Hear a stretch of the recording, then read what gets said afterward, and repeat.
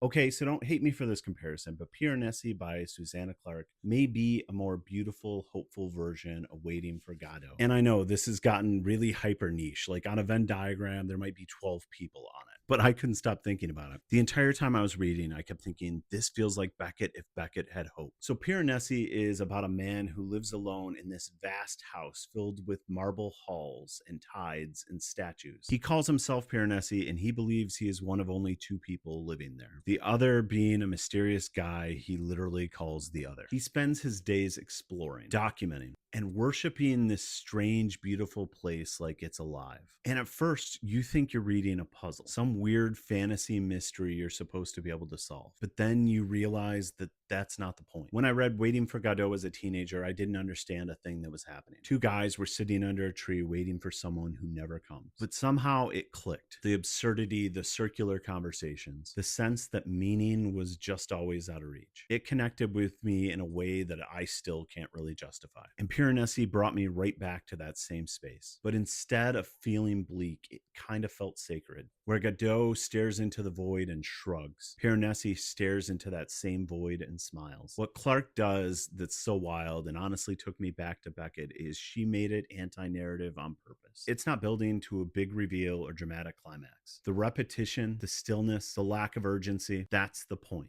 It's a rejection of modern storytelling's obsession with momentum and reward. And honestly, I think that's why some people just bounce off this book. If you go in expecting a mystery to solve, you'll probably get bored. But if you treat it like a meditation, like a slow walk through a dream, it can become transcendent. It's about faith without religion, beauty without ownership, meaning without proof. Piranesi feels like an act of devotion to curiosity, to solitude, to wonder itself. It's slow and quiet and deeply weird, but it's also one of the most profound reading experiences I've had in a while. If you've ever looked at something ordinary and felt like it meant everything, even if you couldn't explain why, this book will feel like you're coming home. And if you're one of the 12 people that overlap on this Venn diagram, let me know.